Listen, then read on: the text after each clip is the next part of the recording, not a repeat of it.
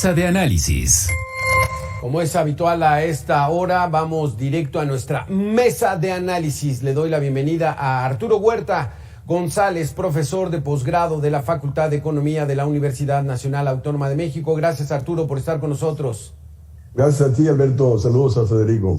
Y también le doy la bienvenida a Federico Rubli Kaiser, economista, socio consultor del despacho MAT Asesores. ¿Qué tal, Federico? ¿Cómo estás? Buena tarde. ¿Qué tal? Buena tarde, Alberto. Un gusto, Arturo. Sí, muchísimas gracias.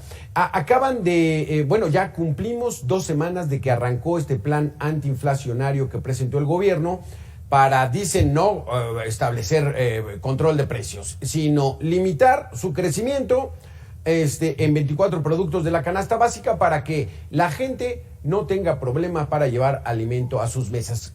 ¿Qué han pasado en estas 2 semanas, Arturo? ¿Cómo ha dado de resultado este programa antiinflacionario? Mira, desgraciadamente ya estamos en un proceso inercial donde las empresas están reajustando permanentemente los precios porque esperan que la inflación va a seguir, entonces se adelantan a ella y al reajustar sus precios pues sigue el proceso inflacionario. O sea, hay un problema de oferta que el gobierno no ha encarado. O sea, tenemos problemas de escasez de granos básicos, no se diga también la misma escasez de gasolina, que la importamos, el gas, los fertilizantes y tantos otros productos que estamos importando, la inflación debido a la falta de autosuficiencia nacional. Entonces no tenemos política agrícola, no tenemos política industrial, no hay política alguna que vaya a sustituir importaciones para ser menos vulnerable a la inflación internacional. Y luego también este paquete es para 24 productos, se habla de un precio justo. Mi planteamiento es que hay que hablar de precio justo para todos los productos. Hay países que tienen legislaciones que hablan de ganancia justa, de precio justo, en la perspectiva de evitar prácticas especulativas. Entonces, la cuestión es de que la inflación está en todos los productos, desgraciadamente. Y también uno se pregunta, bueno, que hay escasez de cebolla para que haya aumentado más de 100% en un año, hay escasez de limones, de aguacates, no hay escasez de esos productos. El problema es la especulación comercial que se está realizando en torno a muchos productos. Entonces, el gobierno no está atacando esas prácticas especulativas que realizan los comerciantes. Y también la cuestión esta de vigilar. O sea, porque mucha gente se opone al control de precios, ¿no? Pero resulta que todo incremento de precios implica incremento de ganancias, ¿no? Y resulta que no está habiendo reajustes salarial alguno. Los salarios no están presionando la inflación. Y entonces, desde mi perspectiva, sí debe haber una regulación con respecto al movimiento de precios y que las empresas no estén desbocadas aumentando los precios más allá del incremento de sus costos. Exactamente. Federico Rubli, te hago la misma pregunta a 2 semanas del arranque de este plan antiinflacionario. ¿Cómo nos encontramos? Bueno, mira, yo creo que nos encontramos en una situación que era previsible. O sea, cuando se instrumentan este tipo de controles, aunque no se trate en este caso de un control directo y administrado como ha sido en el pasado en otras ocasiones en México, era previsible que pues, este tipo de arreglos, la verdad es que no funcionan, ¿no? Yo concuerdo con Arturo en que lo que ha faltado desde hace ya tiempo es una verdadera política de oferta en la parte agrícola, en los canales de distribución, o sea, algo de atacar la oferta, que es por donde viene un problema muy serio. Pero realmente no es la manera de atacar el aumento de los precios, ¿no? Entonces es totalmente previsible lo que está sucediendo y lo que va a suceder, en el sentido de que pues la instrumentación de este tipo de estabilizaciones de precios relativos es muy complicado, es muy difícil, ¿no? Por ejemplo, el gobierno negoció con las grandes cadenas. Bueno, eso es relativamente fácil, o sea, sentarse con Walmart, por ejemplo, a decir, oye, vamos a estabilizar tales productos, precios de tales productos, pues es relativamente sencillo. Pero pensemos cómo vamos a controlar o cómo vamos a hacer que se respete ese principio de no incrementar los precios. Por ejemplo, en los cientos y miles de tiendas de abarrotes que hay en las tortillerías, y bueno, la parte geográfica del país también es muy importante, ¿no? O sea, imagínate en un pueblo de la Sierra de Oaxaca, por ejemplo, Santa Catarina, Juquila, ¿no? pues hay una tortillería. O sea, ¿quién va a saber que esa tortillería no está incrementando el precio más allá de lo que realmente debería de hacerlo? Porque el debería de hacerlo es algo muy subjetivo. O sea, no hay un parámetro al cual las tiendas de abarrotes y todos los comerciantes se pueden ceñir y decir, bueno, este es el precio que tengo que de alguna manera estabilizar y tratar de que no suba, ¿no? Pero es muy, muy difícil la instrumentación. Y como todo tipo de programa de este tipo, pues claro que lleva a escaseces, ¿no? O sea, dentro de poco vamos a ver escaseces en productos en donde no la había. ¿Por qué? Pues precisamente por el desincentivo que es esto de tratar de controlar el precio, ¿no? Y peor todavía, podemos ver una pérdida en la calidad de los tipos de bienes, ¿no? O sea, por ejemplo, pongo un ejemplo, el arroz, ¿no?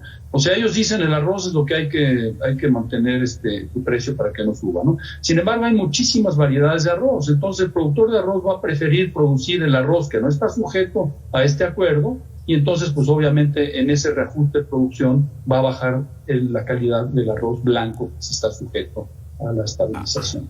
Algo de lo que nos preocupa a todos, porque todos estamos involucrados en la compra de bienes, servicios, productos, es que la inflación va para largo. ¿Por qué va a tardar tanto en corregirse la inflación, Arturo? ¿Cuáles son los factores? ¿Qué está pasando?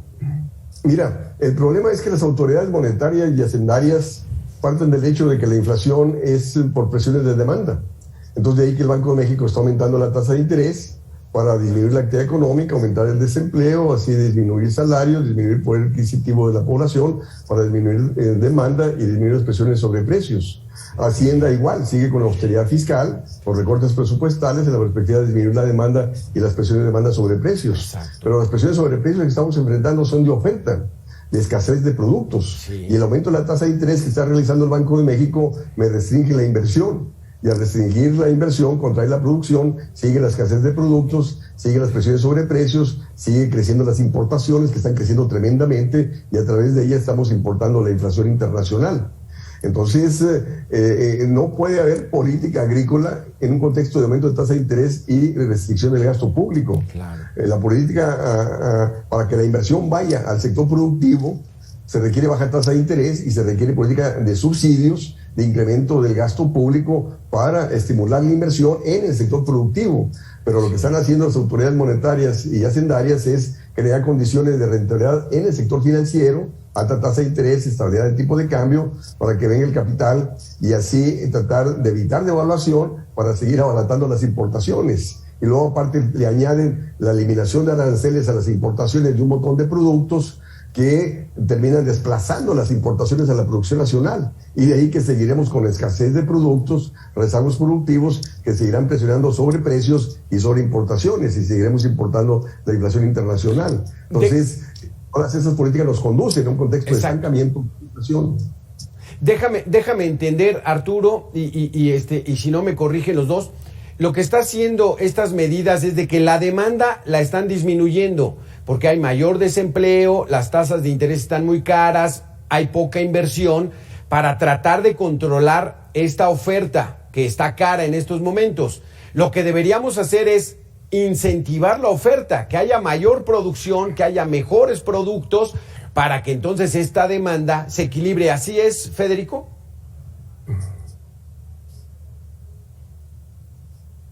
¿Sí nos escucha, Federico?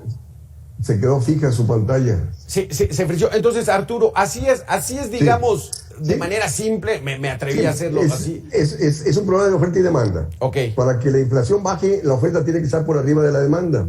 Y lo que ha venido haciendo el Banco de México y Hacienda por años, es bajar la demanda, con aumento de tasa de interés y contracción del gasto público. Entonces, te han bajado la inflación ¿a costa de qué? De contraer la actividad económica, de aumentar el desempleo.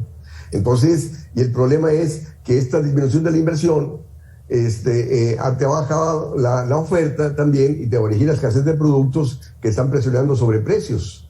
Entonces, de ahí lo que tienes que hacer no es no aumentar la tasa de interés, sino lo contrario, bajar la tasa de interés, tener política agrícola e industrial, incrementar el gasto público para estimular la inversión, para incrementar la oferta, y así bajar la inflación en contexto de crecimiento económico. Los precios se regulan en el mercado. Si hay más oferta y menos demanda, entonces los precios bajan. Así es esa fórmula, ¿no, Federico? Sí, así es, efectivamente. Sí, o sea, es cierto esto de que pues si no se estimula la oferta, pues va a ser muy difícil también que no podamos tener, digamos, una mayor demanda para tener precios más bajos. Sin embargo, yo creo que el paquete pues, es el instrumento incorrecto para tratar de controlar la inflación. Para controlar la inflación, el único instrumento que existe es la política monetaria. Y desafortunadamente la política monetaria en esta coyuntura pues implica incrementos de tasas de interés, no para desincentivar ni la demanda ni la inversión en primera instancia, sino para atacar lo que son las expectativas. O sea, las expectativas de inflación son muy elevadas y de alguna manera están alimentando todo este proceso inflacionario. Y son elevadas mucho por el componente externo que nos está pegando, ¿no? O sea, la inflación externa es muy elevada, llámese la de Estados Unidos, y entonces las expectativas pues también se alimentan de esta presión y entonces hacen que también en México pues tengamos esa presión al alza de los precios. Entonces la política monetaria lo que hace en el corto plazo, yo estoy de acuerdo con Arturo que en el largo plazo no debemos de tener tasas de interés elevadas. Sin embargo, en el corto plazo, pues es el instrumento que tenemos que utilizar para poder alinear las expectativas con un objetivo de inflación que se tiene que tener. Ahora bien, hablaba Arturo de incrementar el gasto público. Yo no estoy de acuerdo con esto porque el gasto público lo que hace es que no incentiva lo que necesitamos en este momento, que es a la inversión privada. O sea, el gasto público podrá estimular la inversión pública, que ha sido muy deficiente porque pues, se ha enfatizado a invertir en proyectos y en inversiones de infraestructura que son ni social ni económicamente rentables.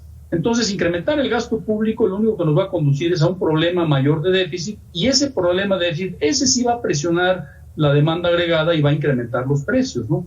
Entonces, yo creo que pues el antídoto correcto en este momento, pues sí es la política monetaria que está llevando a cabo el Banco de México, y sobre todo tomando en cuenta también la evolución de los precios externos, que pues son un determinante importante. No son el único determinante, hay que decirlo, también hay obviamente elementos internos, ¿no? Pero yo creo que el Banco de México en ese sentido está actuando pues de la manera en la que un banco central tiene que hacerlo. Pero Federico, como bien dices, es una medida a corto plazo. O sea, ¿cuánto tiempo? Es más, dicen que a final de año va a subir hasta 8 o 8.5%. Arturo, ya deberían estar haciendo otras cosas, ¿no? En estos momentos para planear que la guerra, la invasión de Rusia a Ucrania va para largo, que los Estados Unidos nada más no logran estabilizarse y que pues deberían ya empezar a atacar a la producción para que empecemos a contrarrestar esas altas tasas de interés. Efectivamente, y para estimular la inversión, la ganancia tiene que estar por arriba de la tasa de interés. Y el Banco de México está aumentando la tasa de interés, está incrementando el crédito. La restricción del gasto público te está disminuyendo la demanda y te disminuye las ventas y los ingresos y ganancias de las empresas. Y en ese contexto no hay inversión privada alguna, ¿no? Entonces, el aumento de la tasa de interés no te va a resolver el conflicto de Rusia-Ucrania. El aumento de la tasa de interés no te va a bajar el precio internacional del petróleo, no te va a bajar el precio internacional del gas, no te va a bajar el precio internacional de los fertilizantes, no te va a bajar los precios internacionales de los granos básicos, ¿no? Es decir, con esta alta tasa de interés hemos estado por décadas, ¿no? Que han restringido la actividad económica, tenemos fuertes retrasos productivos que están manifestándose, que se han manifestado en incremento de importaciones y que actualmente están manifestando en incremento de precios, ¿no? Entonces, el gasto público es importante ¿para qué? Para estimular la demanda del sector privado. Si el sector privado no invierte es porque no hay demanda, ¿no? No hay ventas. Entonces el gobierno tiene que incrementar el gasto para generar condiciones de demanda, de ganancias en el sector productivo, para que el sector privado invierta. Y no tenemos política contracíclica de disminución de la tasa de interés ni incremento del gasto público, como hicieron muchos países en el 2020, justo para encarar la pandemia, para encarar la crisis, para encarar el desempleo, para evitar quiebres de empresas. Y acá, en este país, por la austeridad fiscal, para no gastar, para no endeudarse y para no crear presiones inflacionarias, quedaron más de 400,000 empresas en 18 meses. Tenemos menos capacidad productiva de la que teníamos en el 2016, ¿no? Entonces, hay que poner el centro de la esfera productiva. Hay que poner, y para bajar la inflación, no solamente compete la política monetaria, ¿no? Porque detrás de la inflación hay problemas estructurales, que compete política fiscal para favorecer la inversión y el gasto en el sector productivo, industrial y agrícola. Se requieren políticas industriales y agrícolas que requieren baja tasa de interés y que requieren política de subsidios, ¿no? Y el gasto público no hay problema, si va dirigido a incrementar la productividad, a incrementar la capacidad productiva para poder así bajar la inflación en contexto de crecimiento económico, sin sacrificar el empleo como lo ha venido haciendo el Banco de México y Hacienda por muchos años para bajar la inflación. Y algo que vemos ahorita, Federico, ya que comentabas, es de que no solamente no se incentiva el gasto público, sino que se está inhibiendo la inversión privada. Entonces, pues estamos haciendo totalmente lo contrario, ¿es así? Sí, así es, pero ¿sabes qué? La tasa de interés no es el mayor inhibidor para la inversión privada. Lo que realmente ha frenado la inversión privada desde hace ya 10 años, porque hay que señalar que tenemos un nivel de inversión privada ahora que es equivalente al nivel de hace 10 años. O sea, en 10 años no ha habido prácticamente inversión. Bueno, la principal razón, repito, no son las tasas de interés, sino que es precisamente la ausencia del Estado de Derecho, el que no se respetan los contratos, el que no hay un respeto a los derechos de propiedad. Yo creo que eso es lo que al inversionista en primera instancia le interesa más antes de tomar una decisión y ya luego mirar las tasas de interés, ¿no? Pero mientras no tengamos esas condiciones que se han señalado una y otra vez, pero que también una y otra vez no se encuentra un remedio a ello, pues eso va a hacer que esta economía siga estancada. Entonces, por más que queramos adoptar instrumentos de subsidio y de promoción del gasto público para supuestamente inhibir el gasto privado, pues no vamos a poder lograrlo si no hay esa confianza, ¿no? Entonces, primero hay que empezar por eso, ¿no? O sea, repito, Estado de Derecho, respeto a los contratos y respeto a los derechos de propiedad. Y el Estado de Derecho involucra, por ejemplo, la garantía de la seguridad pública, Arturo. Y entonces, pues, muchos inversionistas dicen, no, en México están en una fiesta de violencia en la que, pues, mejor no le entro. O sea, esa sí es obligación del gobierno. Sí, pero para poder combatir la delincuencia, la violencia que se está viendo en el país, hay que crear condiciones de empleo bien remunerado. Y para crear condiciones de empleo bien remunerado, el gobierno tiene que gastar. Para incrementar demanda, asegurar condiciones de ganancia, ¿no? Para incrementar la inversión privada en el sector productivo. Porque toda la política económica ha estado en función de crear condiciones de ganancia en el sector financiero. Ahí está, la banca gana lo que quiere, a pesar de que no otorga créditos por las comisiones, por las altas tasas de interés que cobra a los créditos que ha otorgado, ¿no? Y entonces, si tú no regulas al sector bancario, al sector financiero, pues lógico no vas a tener condiciones para poder bajar la tasa de interés e incrementar el gasto público en favor de lo productivo, en favor de la creación de empleo. Entonces hemos caído en un círculo vicioso, que las políticas a favor de la entrada de capitales, para estabilizar el tipo de cambio, para abatar importaciones que te desplazan a la producción nacional, que te siguen aumentando el desempleo, repito, nos ha llevado a tener menos industria, perdimos la autosuficiencia de granos básicos, tenemos desempleo, subempleo, miseria y la violencia que se desata a partir de ahí, ¿no? Sí. Entonces hay que romper ese círculo vicioso. Exactamente. Por último, Federico, entonces, sí, la situación está de que la gente lo está viviendo, está ganando mucho menos de lo que ganaba antes y además ese dinero le alcanza para comprar menos. O sea, estamos ya entrando en una situación que yo no sé hasta dónde le vamos a empezar a llamar. Está congelado, no escucho nada. ¿No escuchas, Federico? ¿Ahí me escuchas, Federico? ¿Federico Rubli? No escuchó. Pues bueno, se nos acabó el tiempo. Muchísimas gracias, Federico, por haber estado con nosotros. Arturo Huerta, como siempre, muy interesante los conceptos. Hay que apretarnos el cinturón, empezar a saber qué es lo verdaderamente necesario que tenemos que comprar y esperar que haya un viraje en la economía nacional, en las medidas políticas económicas, porque esto va para largo. Muchísimas gracias a los dos por haber estado con nosotros. Adelante, Arturo. Más que esperar, hay que exigirlo.